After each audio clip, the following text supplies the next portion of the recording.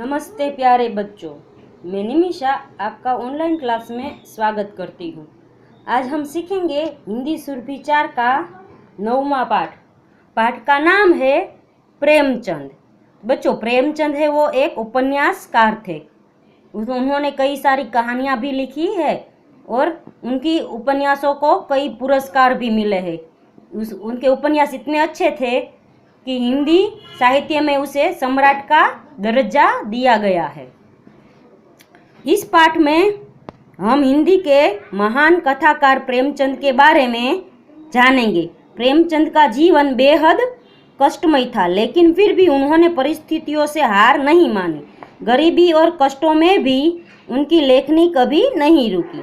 ऐसे महान लोगों के जीवन से हमें प्रेरणा लेनी चाहिए। तो बच्चों, प्रेमचंद है वो बहुत ही अच्छे महान कथाकार थे।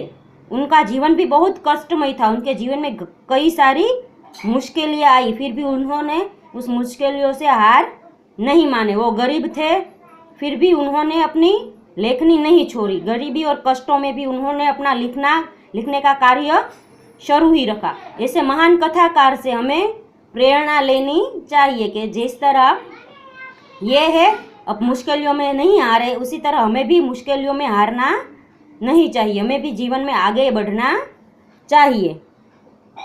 गोरा रंग, घनी काली भौहें, छोटी छोटी आंखें, नोकीली नाक, बड़ी बड़ी मूंछों वाला यह मुस्कुराता चेहरा किसका है? यह चेहरा है हिंदी के उपन्यास सम्राट प्रेमचंद का।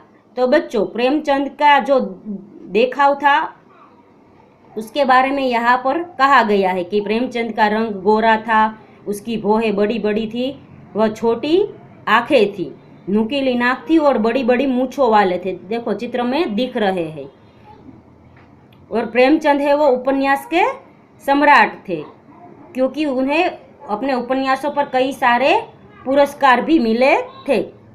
प्रेमचंद का जन्म उत्तर प्रदेश के लम्ही गांव में 31 जुलाई सन 1980 को हुआ था। उनके माता पिता ने उनका नाम रखा था धनपत। चाचा लाड में कहा करते थे नवाब।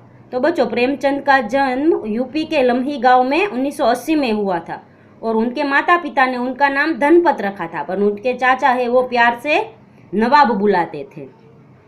धनपत 7 वर्ष का था कि माँ चल बसी यानी माँ की मृत्यु हो गई। पिता ने दूसरी शादी की। नई माँ बात बात पर डांटती। उसे धनपत में बुराइयां ही बुराइयां दिखाई देती थी। यही कारण था कि बालक धनपत घर से भागकर कभी बाहर खुले मैदान में, कभी बगीचों में, कभी खेतों की ओर निकल जाता था। तो बच्चों, नई माँ थी वो धनपत में हमेशा बुराइयां ही देखा करती थी, इसलिए धनपत है वो गुस्सा हो जाता था और गुस्से में घर से बाहर चला जाता था। कभी मैदानों में जाता था, खेतों में जाता था, बगीचे में जाता था। वहां जाकर है उसे अपने इन सभी माँ ने जो कही गई बातें थी उन सभी से मुक्त होना चाहता था। वो सभी को याद नहीं करना चाहता था और खुश रहना चाहता था, इसलिए वो घर से बाहर निकल जाता था। वह साथियों के साथ गुल्ली डंडा खेलता, पेड़ों पर चढ़ता, आम की टिकोरे चुनता। आम की टिकोरे यानी आम का छोटा फल, मटर की फलियां तोड़ता था। साथ ही साथ हवाई किले भी बनाता था। हवाई किले यानी जो हम रेत के महल बोलते हैं वो। इस प्रकार बचपन से ही प्रेमचंद ने मुसीबतों में हंसना सीखा। धनपत के छात्र जीवन की घटनाएं प्रेमचंद की कहानियों में बिखरी पड़ी है। धनपत यानी खुद प्रेमचंद ने अपनी कहानियों में अपना ही छात्र जीवन यानी कि अपने ही बचपन की बातें लिखी है। मेरी उम्र 8 साल की थी। अपने चचेरे भाई हलधर के साथ पास के गांव में एक मौलवी साहब के यहाँ पढ़ने जाया करता था। हम दोनों सवेरे बासी रोटियां खा लेते थे। बासी रोटियां यानी जो कल रात की बची होती है वह। दोपहर के लिए मटर जौ का चबेना लेकर चल देते थे।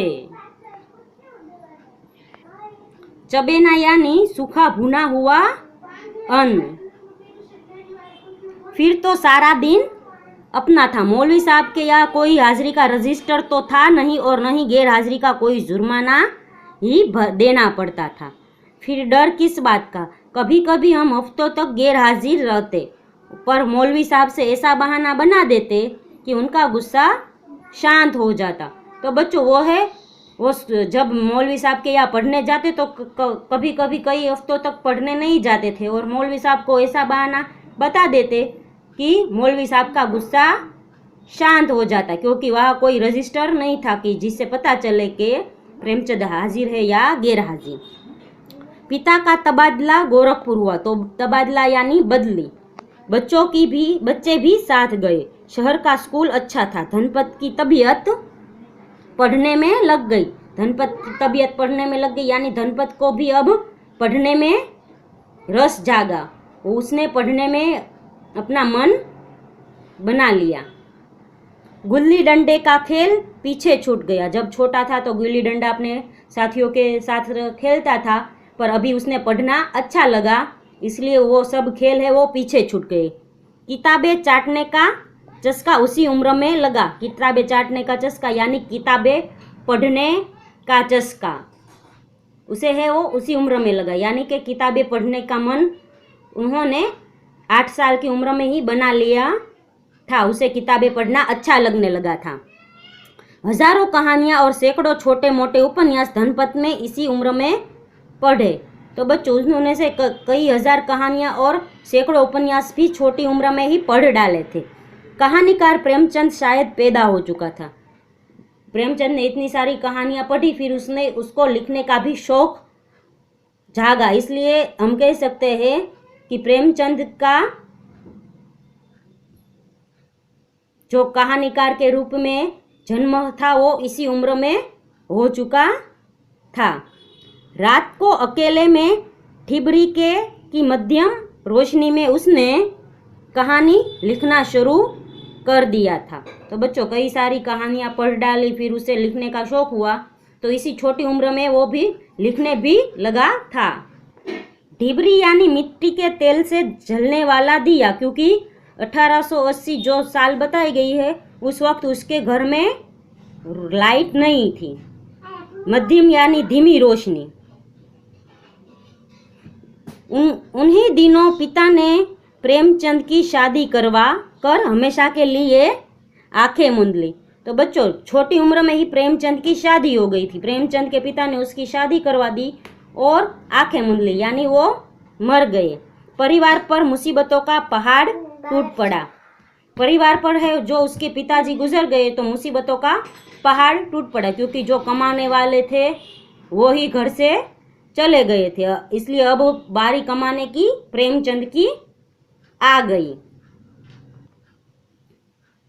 अपने इन दिनों की दशा का वर्णन प्रेमचंद ने इस प्रकार किया है कि पाँव में जूते न थे, देह पर साबुत कपड़े न थे। साबुत यानी अच्छे कपड़े। महंगाई अलग थी। रुपये में 20 सेर का जौ था। स्कूल से 3:30 बजे छुट्टी मिलती थी। काशी के क्वींस कॉलेज में पढ़ता था। तो बच्चों प्रेमचंद ने गरीबी का इस तरह वर्णन किया कि उसके पाँव में जूते भी नहीं थे, कपड़े पहनने को नहीं थे, फिर खाना खाने के लिए भी अनाज बहुत महंगा था। उस वक्त है वो क्वींस कॉलेज में है वो पढ़ता था। हेडमास्टर ने फीस माफ़ कर दी थी। इम्तिहान सिर पर था और मैं बास फाटक एक लड़के को पढ़ाने जाता था।